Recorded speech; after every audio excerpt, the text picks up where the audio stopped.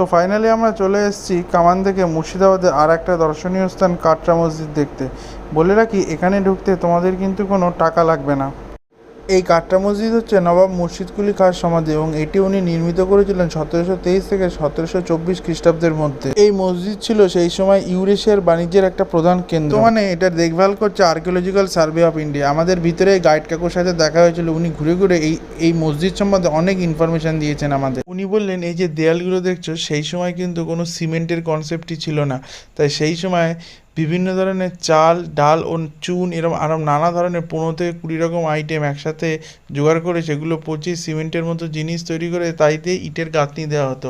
আর দেখছো মসজিদে ঢোকার যে জায়গা, দরজাগুলো এত ছোট ছিল কারণ যারা মসজিদ তৈরি করতো তারা মনে করতো যে মসজিদে ঢুকতে গেলে মাথা নিচু করে ঢোকা উচিত। আর এই যে জায়গাটা, ঘরটা দেখছো, এই ছোট ছোট ঘরগুলোয় বাইরে থেকে যেসব ছাত্রছাত্রীরা আসতো তাদের পড়ানো হতো।